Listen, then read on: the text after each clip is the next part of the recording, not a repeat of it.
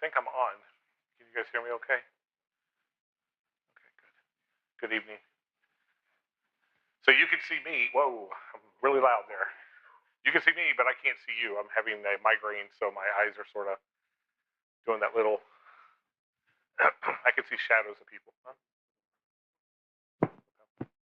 I don't like the other one. It's too, I guess, the face. Well, I said when you get chubby cheeks like I have, it makes it worse. So. Okay, so we are in the process of going just a little bit of a different direction tonight. What we're going to be dealing with is in John chapter 13, we're introduced the Passover, and John doesn't go into a lot of detail on how we get to the Passover the same way the other Gospels do.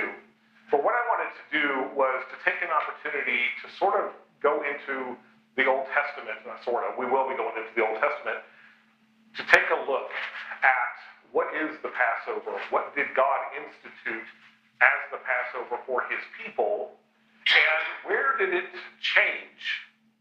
And what do we see in the New Testament that is different than what God instituted? I'll make it very easy for you. Jesus does it absolutely 100% correct. So if they're not doing it the way Jesus is doing it, then it isn't right. Okay? But we are going to look at this, and of course, as I normally would do, I've done a lot of research, a lot of background, talking to some rabbis, looking at some different things. I'm going to introduce some things to you that are some thoughts that I have, some opinions that I have on how I think things are laid out. But my encouragement to you is to take the time to study it yourself if you're interested in these things. And also, if you have a question or a concern, please come and talk to me. I'm always open to listening to those ideas and those thoughts, and it's good to have that dialogue where we can reason the scriptures together. Okay? All right, before we begin, we're going to go ahead and go to our Heavenly Father in prayer. Aaron, would you mind leading us in a word of prayer? Our Holy Father in heaven, we are so grateful for this time that you've allowed us to have to assemble together and study the Word. We ask that things that we learn here stay in our heart, and we will live them out in our lives. This is our prayer in Jesus' name. Amen. Amen. Thank you, Glenn. Okay, so I was kind of laughing with Gil earlier because I probably should have called this the Hebrew Passover versus the Jewish Passover. At the time, the scriptures are very clear that they were called the Hebrews, and pretty much all the scriptures that we see at this point in time, same people, but there was a little bit of a difference in sort of the dialogue and what we see when they were in captivity versus when they came out of captivity. But who can give me just a quick synopsis of what the Passover is? And I don't mean the things that they were supposed to do, but what instituted the Passover feast? What happened that got us to that point where there was a Passover feast? Exodus from Egypt. Exodus from Egypt. The Exodus from Egypt. So we had how many plagues? 10. 10. We had 10 plagues. There were 10 separate gods that were of the Egyptian mindset, and God showed his power over each of those 10 gods through various ways. And he tells them that something's coming. Something is coming. What is the last plague? Death of the firstborn. Death of the firstborn. Was that everybody, Wayne? Was every firstborn? Yes. Okay. Okay, that's an important point. So it was going to be for everything, but there was a way out. Nadine said the way out was they had to sprinkle what? Blood on the doorpost, right? So we have the 3 sections. They would put blood on the 3 sections. And so the angel of the Lord would pass over if it came up to a house that had the blood on the doorpost. Now, if that blood was a goat or a pig or something else, would the angel have passed over? What had to be sacrificed in order for this to work properly? The lamb, Passover lamb. They were also told to do something else that night. Gil. Yes. We don't see any delineation in the scripture of who put the blood on the doorpost. It might have been an Egyptian who heard that and did not fear. The angel would have passed over the Egyptian. I think in the Ten Commandments, the movie, it was Joshua that was going around and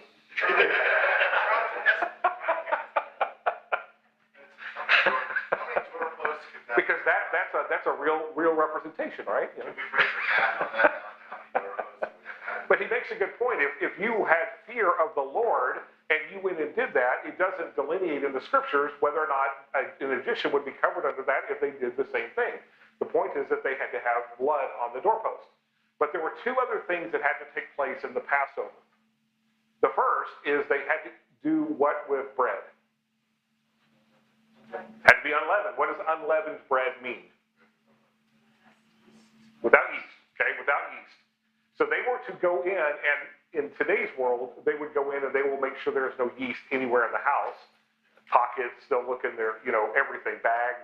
They go all these different ways. Back then, though, because God tells them that they need to be ready to leave in haste. So they are to have their loins girded up, their staff in their hand, ready to depart, because it's coming. So they followed God's commandments. And God saw fit to have them exit Egypt. The Passover is something that is instituted for all generations from that point, according to the commandments of God. We're going to look at that today. But I just wanted you to get an idea of what the Passover is. So when we get to Jesus' time, we have 3 times that we see him, I'm going to use the word celebrating the Passover. This will be the third of the 3. This is how we sort of know his membership. His earthly membership, his earthly ministry was about 3.5 years, given the time and when we see things happening. And we can see that because we know that he had the 3 Passover. So go figure, they had a Passover every year. Okay. So when you had a Passover, there was a feast that took place after the Passover. What feast is that? Feast of the unleavened bread. Okay, sort of makes sense because God had already told them to not have leaven in their bread, and so they already were prepared for that, and there's a reason for all of this that we're going to look at. Okay, so the first thing we're going to do is we're going to look at the scriptures that support the Passover. And we're going to go through quite a few. I'd be more than happy to share this with anyone if you're interested, but we've got a lot of scriptures to go through, so I want to kind of go through it quickly. The first one we have is Exodus 12 and verse 2.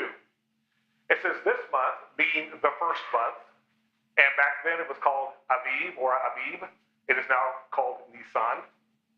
The first month, this month shall be the beginning of months for you. It is to be the first month of the year for you. So God is telling Moses that this month, Aviv, is going to be the first of the year for you. Now, the Jews used a moon calendar, a lunar calendar.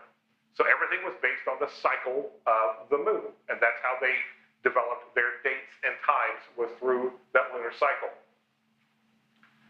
Going down a little farther in Exodus 12:6, you shall keep it until the 14th day of the same month. The it here is the lamb. I didn't want to put all the scripture there, but it's talking about the lamb. You shall keep it until the 14th day of the same month. Then the whole assembly of the congregation of Israel is to slaughter. See, I can't talk tonight. Slaughter it at twilight. Now, what I didn't cover is they were to have the lamb selected by what date? How many days before were they supposed to have the lamb ready to go? They had inspected it. They knew it didn't have blemishes. They knew it was the right one. It was 1 year old, had all the requirements. The Bible tells us there's a date that's there. 10. So the 10th day of the month, they had to have selected the lamb, and it had to be looked at and prepared. Okay?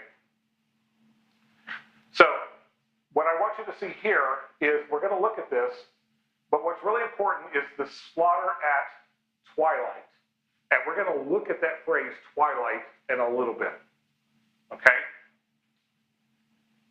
Leviticus 23 and verse 5. In the first month, on the 14th day of the month at twilight, is the Lord's Passover. Okay, so we are a little bit more specific now. We're still in the first month. We're at the 14th day, and he says the twilight is the Lord's Passover. So this is the second time we've seen this word, twilight. Okay? Numbers 9, verses 2 and 3. Now, let the sons of Israel observe the Passover at its appointed time. What's the appointed time? We just saw it in the scripture before. The 14th day at twilight. On the 14th day of this month at twilight, you shall observe it as it is appointed. Okay? Again, I don't think God could make it any more clearer when he wanted the Passover to be observed. He says it over and over and over and over again. Numbers 9:11. This is interesting, and I had probably seen this years ago, but had missed it at some point. In the second month, on the 14th day at twilight, they shall observe it. They shall eat it with unleavened bread and bitter herbs. Who is the they here that gets to celebrate the Passover in the second month and not in the first month? Anybody that touched a dead body, violence, and Or they were gone. They were on a vacation somewhere. So anybody who was on journey or anybody who had been unclean, I'm going to use the word unclean, Mike, because I think it's more apropos, could not participate in the first month Passover. So God made provision for those people to be able to have a second month Passover. And it's very clear because Moses asked, because the people came to him and says, well, what if I'm burying the dead? Or what if this happened? Or what if that happened? And what about us? What do we get? And God says, okay, this is set aside for you. The second month, 14th day at twilight, it's the same thing, same requirements. Everything is the same. It just happens in the second month, not in the first month. You have a point? Yeah. I don't know if you're going to go there, but Okay. verse 13 of that same chapter, the man who is clean and is not on a journey and yet neglects to observe the Passover, that person shall then be cut off. Yes. Yes. I didn't know that. No, I didn't go there, but thank you for that. So I don't know if you heard Gil. If there's nothing wrong with you participating in the Passover and you just chose not to do it, you can't wake up at 10 o'clock and say, I'll just make it at 12 o'clock. Second month, they weren't allowed to participate. They were actually cut off from the congregation. It's a big deal. Just cut off, To be basically excommunicated. to not kill. You were cut off from the congregation. You were taken out of the camp. Shun. You were shunned. It does not mean that. No, it wasn't a form of capital punishment. Was that forever, or was it just until the next cycle? So it depends. There are certain ones that you were cut off from the camp for a while, and then there were other ones you were cut off forever. It just depends. I don't know about this one if it says. I think it just says cut off, right? It doesn't say, it just says that that man will bear the sin. My understanding of that is that when the next Passover came around, if he observed it correctly, he would be. Yeah, because I'm wondering if he could do the Day of Atonement and participate in that. So it's there's other times that people were cut out of the camp. A woman in her cycle was cut from the camp during that period of time, but she wasn't completely cut out all the time, just during that time. So, okay. So we're establishing here, if you can see, we went through a few verses here. We're going to keep going. Deuteronomy 16:6b. You shall sacrifice the Passover in the evening at sunset at the time that you came out of Egypt. Okay, so now we see twilight, and now we see evening at sunset. Okay, so again, keep this in your mind as we go through these. Ezekiel 45:21. Now we're going to have a little bit of a shift because Ezekiel is talking about the Passover in a different context because the people have been away from the Passover for quite some time. So his instruction is in the first month, on the 14th day of the month, you shall have the Passover. And then look at what we have here. A feast of 7 days, unleavened bread shall be eaten. Okay, it's the first time we've seen that. Now, we will see it if you go back to Deuteronomy 16 or 6. You will see some more of that, but this is the start of where things start to go awry for the Jews because they interpret this incorrectly.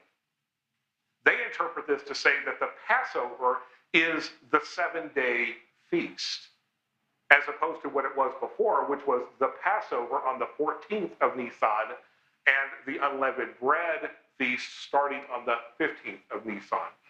So when we get to Jesus' time, you're going to see, and I've got the scriptures to show it, that they kind of lumped it all together and they just call it the Passover.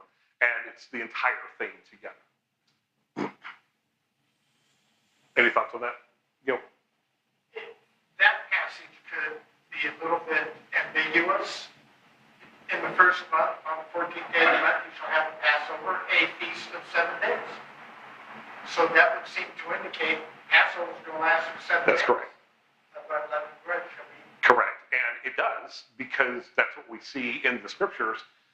But before it was delineated into two different things, the Passover and unleavened bread, by now the Jews kind of are starting to look at it as one whole thing together. And there's really nothing wrong with that in the sense of having that, as long as they are doing what God has commanded them to do for the feast. But if you're wondering why, when you get to Luke 21 and you look at some of the other scriptures, why it says, well, it's the first day of the unleavened bread and it was Passover, this kind of goes back a little bit to show you why. Go ahead, Gil. When you think of it in terms of an illustration for us today, we take the Lord's Supper, and typically we have the collection immediately following. I know children who thought it was all one thing. And when you ask them, so that's one of the reasons we try to make a delineation. Correct. That's a great example.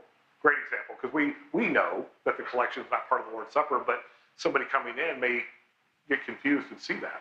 So Passover ran till 14, and then after that, we began the unleavened. Correct. That's correct. 15th of Nisan is the first day of the unleavened. And they interpreted this how? So you'll see here in a minute, but they actually just call the whole thing Passover. They They just lumped it together into one thing. It's not necessarily wrong. Correct. It's not a problem, but it confuses people because those of us who study, as much as we all do here, we look at it and go, well, that's not right. The Old Testament doesn't say that. It says this and it says this. But I wanted to kind of show you how things developed with the Jews, because what's hard for us is we can go back and we can look at all the scriptures. But if you really get into the Old Testament, you're going to see periods of time where they had no idea what the Word of God was. I mean, seriously, when they came back out of captivity, people had to translate the law, the book of the law, to those people because they couldn't even speak the language of the law. Josiah that they found. Yeah, they find the book of the temple. Yep. Yeah, exactly. And it's probably stacked in a corner somewhere in the temple. So that's my point. It's easy for us because we're like, well, God's always been there for you, but there were periods of time where they just did not have a connection. We say listen to Judges a lot in the Judges. So There was no law of the land, there was no whatever. correct. Okay, so Ezekiel 45:21, and I did put on here, I am looking at the New American Standard. So if you're using a different version, it might sound a little bit differently. Okay, now we're going to go to the Gospels. So the first one we're going to look at is Matthew chapter 26, verse 17. Now, on the first day of unleavened bread, this goes back to what I was just talking about. Now, on the first day of unleavened bread, the disciples came to Jesus and asked, where do you want us to prepare for you to eat the Passover? Okay, Old Testament, it's two different things. But by the time we get to this day and age, they sort of just kind of put it together. In the Greek, the word is Pascha. And it is actually something that even John says, and he lumps the whole thing together and calls it Pascha, which is the word for Passover, but it's inclusive of that 7-day unleavened bread feast as well. Okay, go ahead. Okay. Feast of unleavened bread occurred post-Passover? Yes, it started the day after Passover. This says on the first day of unleavened bread, they were talking about eating the Passover in the future. That's so here's the way you can look at this. Again, this is English, right? So it's really on the first unleavened bread. The day part is not there in the Greek, okay? Now, remember, the Passover, they ate unleavened bread. The Feast of the Unleavened Bread, they ate unleavened bread. So what they're really saying is that first day that you eat unleavened bread, which is the Passover, where do you want us to go prepare? Now, when they say go prepare, what do they have to do to prepare? Go to Denny's, get a table? So what's the preparation that you had to do for the Passover? And get a lamb. But here's the problem. Remember, the lamb had to begotten when? On the 10th.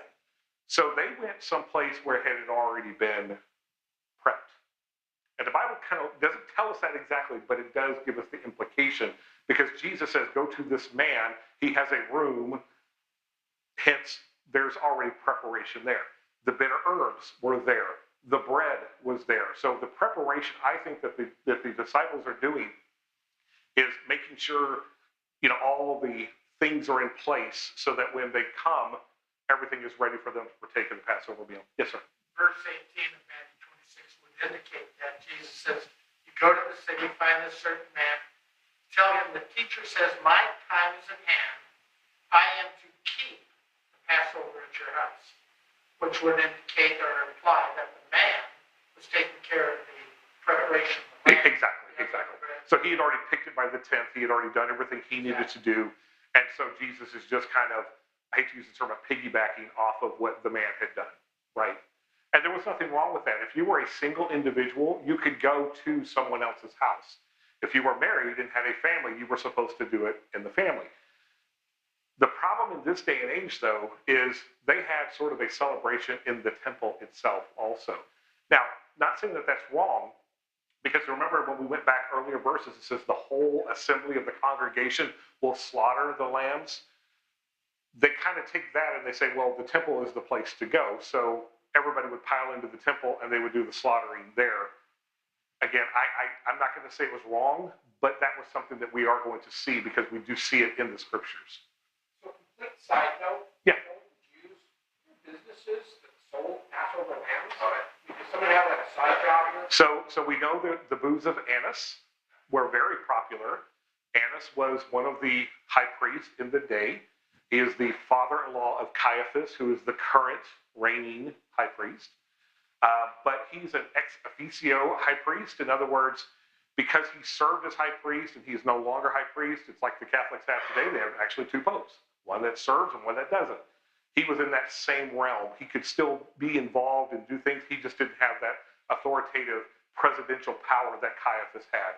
But Annas had a market share on selling doves and animals and everything at the booths of Annas. So when Jesus went in to overturn the tables of the money changers, that's what he was going after, because Annas had done this. So you could not only buy the animals for the sacrifices, etc., you could buy the animals for Passover. Yeah, you could just pretty much do whatever you wanted to do. You didn't have to spend a lot of effort to do it. I kind of like it today.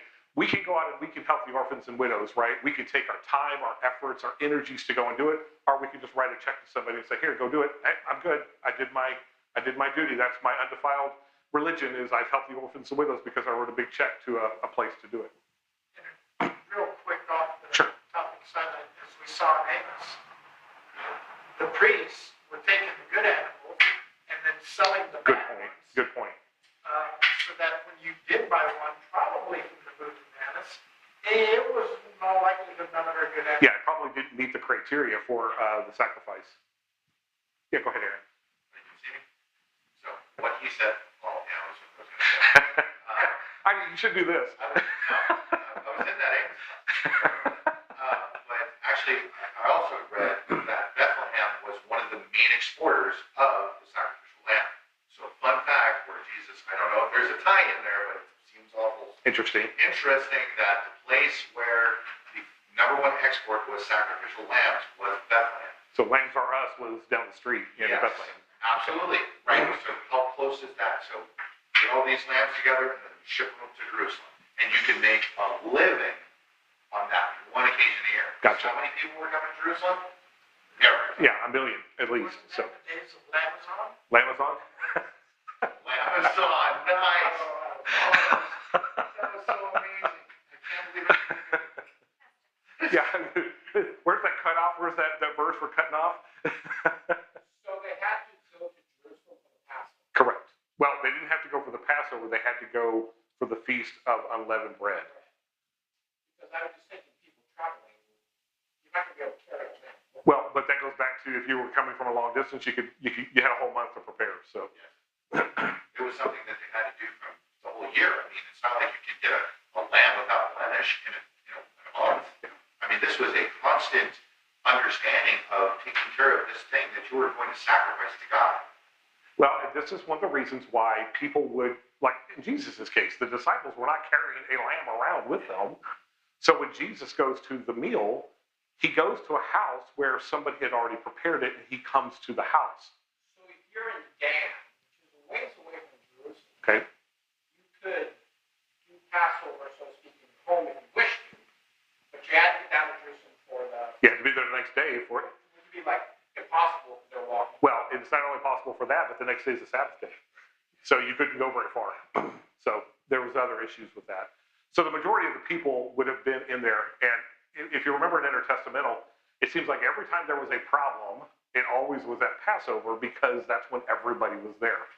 So, yeah, we always said, well, you know, when most of the Jews died, it was because of Passover, because they were all there in this confined area. So, okay, so Matthew 26:17, where do you want us to prepare for you to eat the Passover?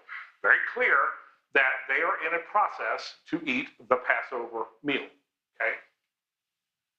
Mark 14:12, on the first day of unleavened bread. This goes back, it's, again, the same thing. It should just say, on the first of unleavened bread, when the Passover lamb was being sacrificed. Okay, so again, I'm trying to paint the picture. If the 14th of Nisan is the day that they are supposed to sacrifice, it's supposed to be at twilight/sunset, then you're going to get a picture of when this happened. The Jewish day is evening to evening, not day to day. It starts all the way in Genesis chapter 1, and God called the evening and the morning the first day. And it's very clear in the scriptures, he says, you will celebrate the Sabbath evening to evening. So they understood their days to be set up that way. Luke, now the Feast of Unleavened Bread, which is called the Passover, was approaching. So you're starting to see they bring it both together in this time period. John 13:1, now before the Feast of the Passover, Jesus, knowing that his hour had come, that he would depart from this world to the Father. That's the only statement that we get from John when it comes to this part of the setup, because that wasn't his purpose. His purpose is to take that time and spend the next, 4 chapters ago, I think it is, talking to the disciples, giving them information, imparting knowledge to them during this feast, which we don't see in the Synoptic Gospels. Okay, John 18:28. So this is going up to the time of the trial. Then they brought Jesus from Caiaphas into the praetorium, and it was early, and they themselves did not enter the praetorium, so that they would not be defiled, but might eat the Passover. Okay, we have a problem here. Jesus had just eaten the Passover the night before. The night passes, he's in Gethsemane, Judas does his thing, Jesus gets arrested, Jesus goes to the house of Annas, Jesus goes to the house of Caiaphas. It's morning time, early morning.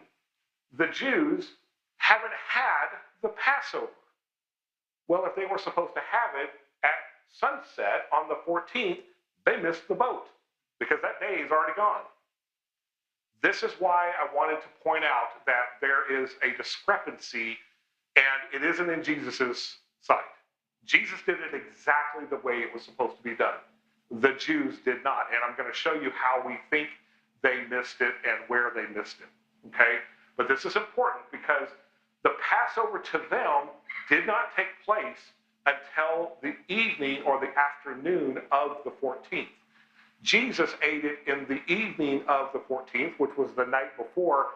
The Jews didn't participate in the Passover until the afternoon of the 14th, which was right before the evening of the 15th. Remember, it's an evening to evening day.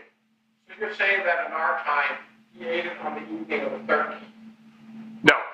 He ate it on the evening of the 14th. Their time. Correct. But we don't start our days. No, we would have been, it would have been, to us, it would have been the day before. Yeah. Right. On our time. Correct, on our time, because we're at midnight to midnight. So we're actually in Thursday right now. Sure. Right. No, I mean, Yeah, if you were looking at it from a Jewish perspective.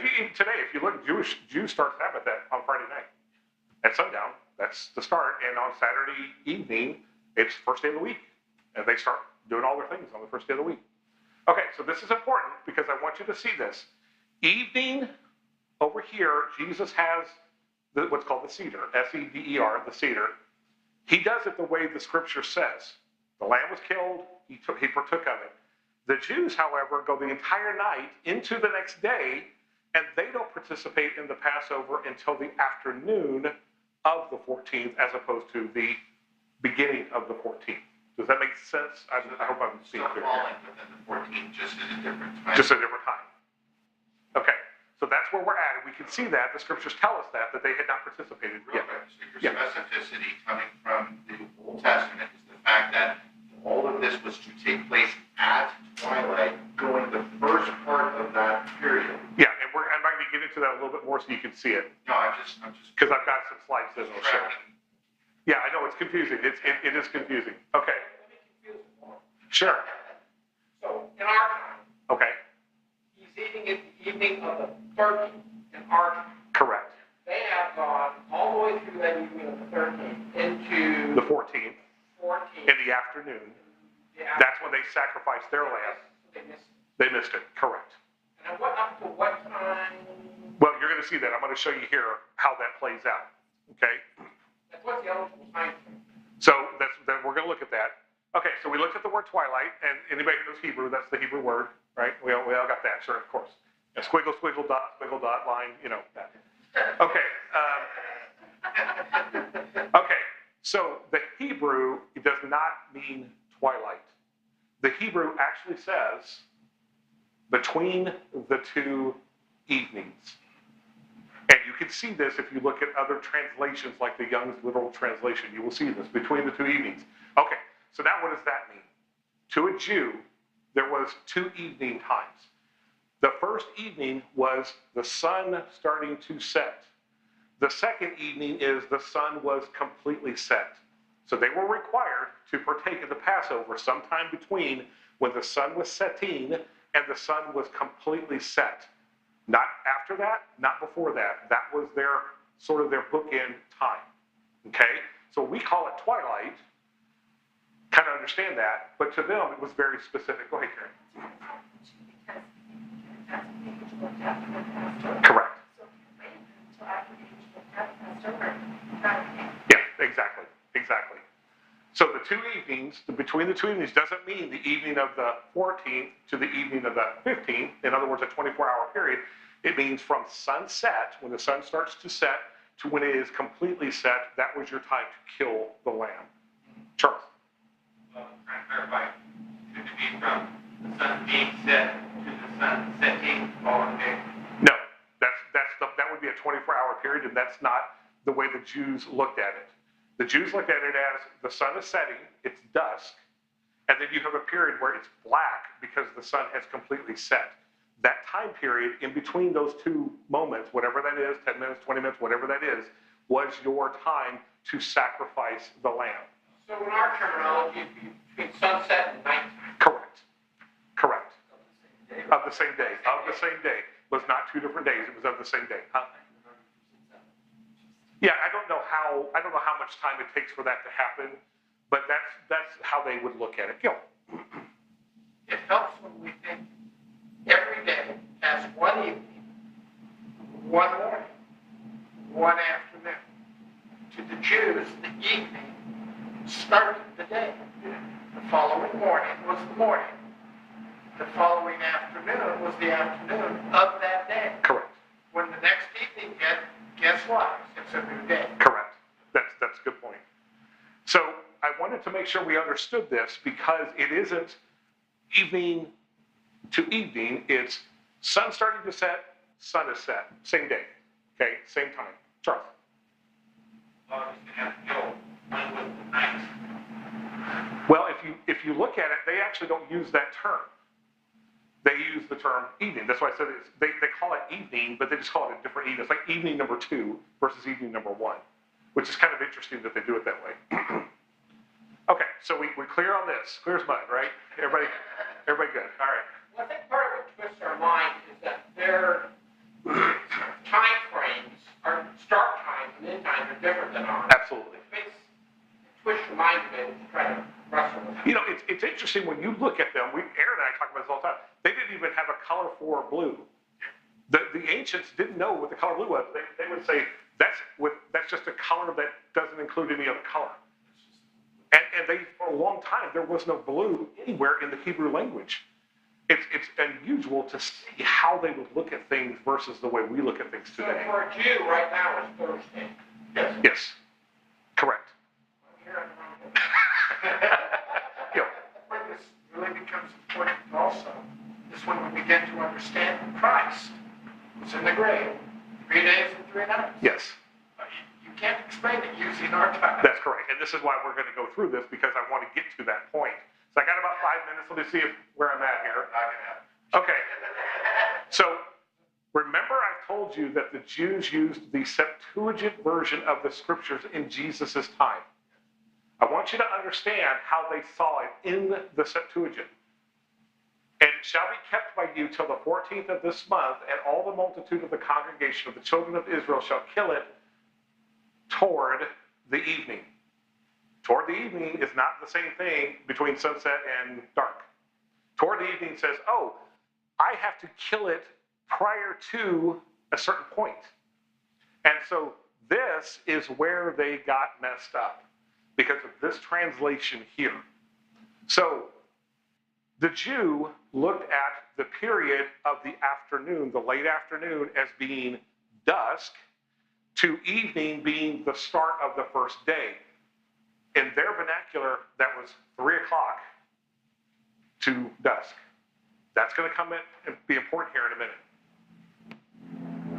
Okay. The Passover lamb was to be slaughtered on the 14th day of the month of Nisan. So 3 p.m. Greek time, which is what we do, is toward the evening. Correct. The lamb was to be slaughtered between 3 p.m. and sundown on that day. And again, I got this from the Jews themselves. So This is based on Septuagint. correct. The lamb was to be eaten during the night which followed, which was the night of 15th Nisan.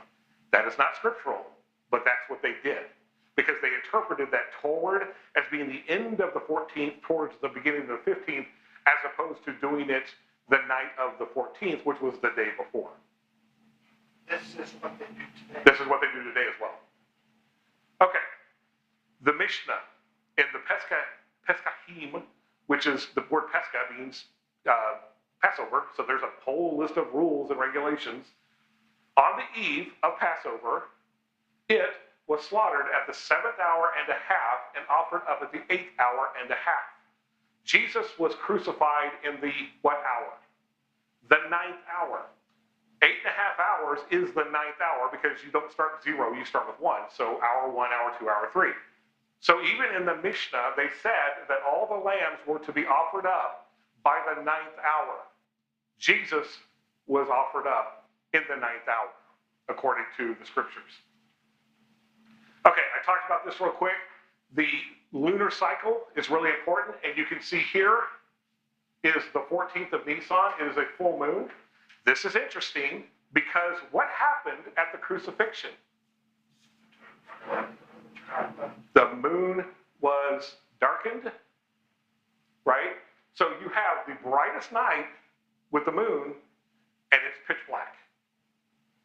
That's not coincidence, right? There's a reason for that.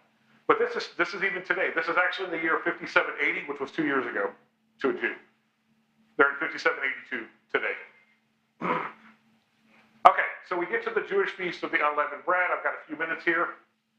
Leviticus 23:3, for 6 days work may be done, but on the 7th day there is a Sabbath of complete rest, a holy convocation.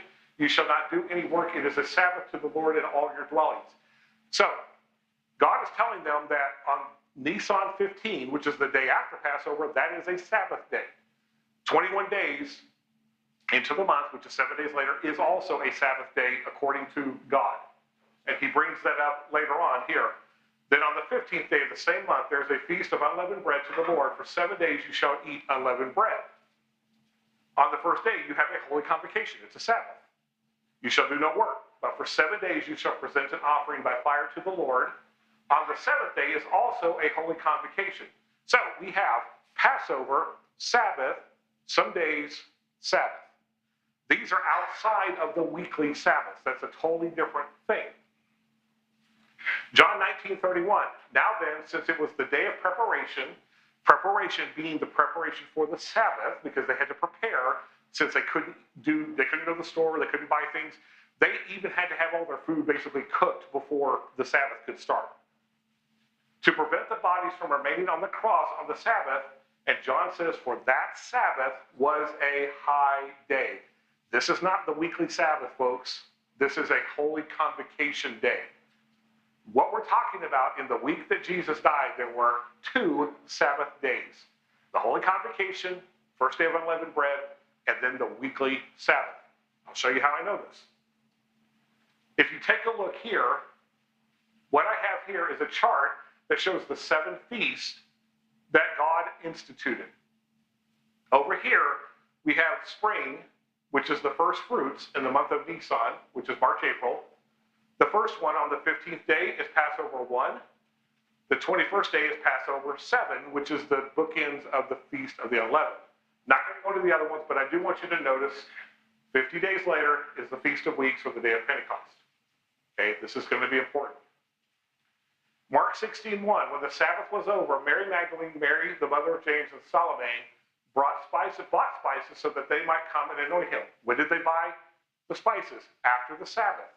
Okay, so this is important. So they couldn't do it during the Sabbath, so they had to wait till after the Sabbath was over. Matthew 28:1, now after the Sabbath, as it began to dawn towards the first day of the week, Mary Magdalene and the other Mary came to look at the tomb. Again, we have a clear picture of when this happened. Here's the Greek. I'm not going to go into it, but I want you to notice something. That word right there is Sabbaton, which means Sabbath. This word right here is also Sabbaton, which means Sabbath. In English, we do not translate it the same way. We translate the first one as Sabbath. We translate the second one as week, which is not the word for week in Greek. But this is what it actually says in literal translation. After then, Sabbaths, it being dawn towards first of week. Matthew tells us that there were plural Sabbaths before Mary went to the tomb. And it indicates that here in this particular Greek writing. You won't see this in the English because they don't do it that way. And there's a reason why. Because churches today, denominations, they believe that there was one Sabbath, it was the weekly Sabbath. But the Bible is very clear that there were 2 Sabbaths that week. So Mary couldn't go until the 9th. So here's what I think. There's 2 opinions here. You have Jesus die. The Sabbath is the next day. Then there's an open day. And then there's another Sabbath. And then there's the first day of the week. That's opinion number 1. Opinion number 2 is Jesus dies. There's a Sabbath. There's a Sabbath. Then there's the first day of the week. Okay? But as Gil said, you have to count backwards. Jesus would have risen before the morning of the first day of the week. So night 1 is, let's just call it Saturday night. Day 1 is Saturday. Night 2 is Friday night. Day 2 is Friday. Night 3 is Thursday night. Day 3 would be Thursday. So he had to be in the ground on Thursday. And to a Jew, this is one I do believe that is correct, any part of that day was considered a day. He did not die on Friday. He died on Thursday, in my opinion. And Friday and Saturday were the 2 Sabbath days. So they could do nothing for 2 days. And that's why they had to prepare. When did they prepare? When Sabbath was over, which would have been 8 o'clock at night on Saturday night, they could go to the stores, they could buy what they needed, prep everything, get up early in the morning, and go do what they needed to do. I'll do Brady and then Stephen. I want to ask a favor. This last section that we covered in class, we've raced through it. I know. I need to probably do it. So, could we please review it again next Yeah, we'll just stop there and we'll go through it again. more slowly? Yeah. We went through it really. Hey, I apologize. I was trying to get it done, but I think we need to go through it a little bit more. So we'll pick back up on, to the part where I go to the unleavened bread. Actually going from that one. Yeah, from right there. Oh, you want the moon thing? Okay, you want the moons?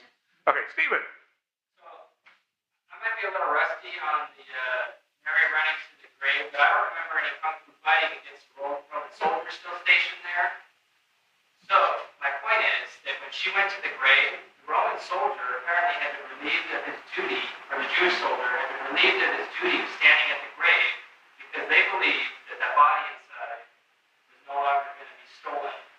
why? Pastor, he stinks it, right? These people knew what death was. Jesus was not decaying, but he was, but his body was revived, or what have you. They didn't have to fend off the Jewish and the Roman soldiers that were there. Well, that's because the angel was there. There was a big terror and fear that was put into those that were standing there. Soldiers been put to sleep. Yeah, they've been put to sleep, right? Yeah, yeah. So we're going to go over some of that next week, but you'll probably be in the back teaching. But okay, so we're going to pick up here because Aaron wants to talk about this more about the lunar cycle. No, it's But just a good place to start. But we're going to start here next week, and we'll go through it a little bit slower so that you guys will have that. I know it's a lot of material, but hopefully you got some knowledge tonight on some things. It,